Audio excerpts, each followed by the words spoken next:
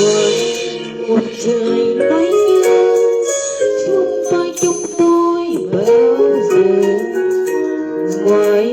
là miền ký ức yêu thương tròn sẽ tinh khôi, ngoài là những tôi thầm cho con trong tim nhớ về,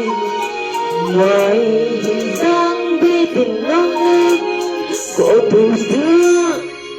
ngoài bình dáng lắm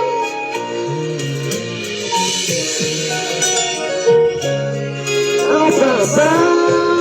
mỗi khi ra đường, ngoài hồn nhiên lắm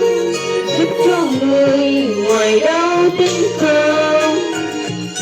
ngoài người mắn mai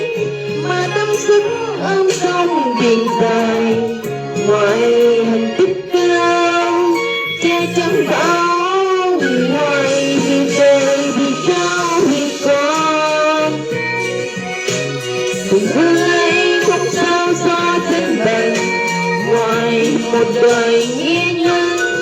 cứu giúp con người, ngoài là người già dễ thương là gương sáng tiếp tôi đến ngoài, ngoài là con ngô tình vô tư bên sinh mẹ tôi.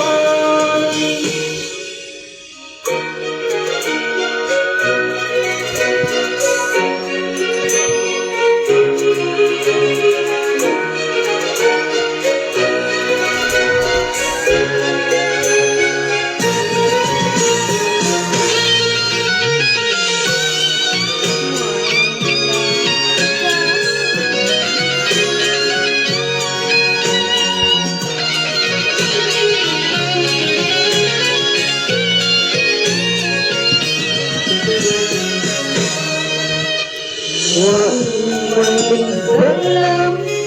áo bà mỗi khi ra đường,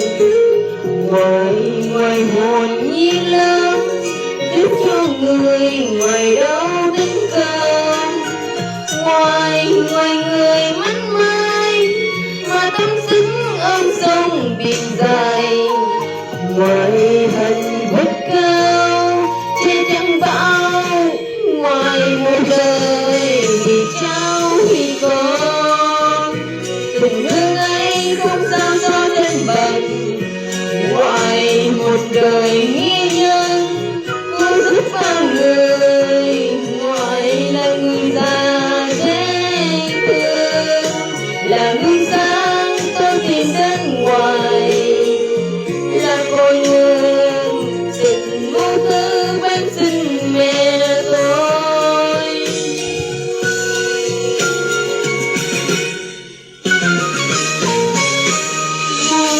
Một đời vì cháu con tình thương ấy không sao so sánh bằng, ngoài một đời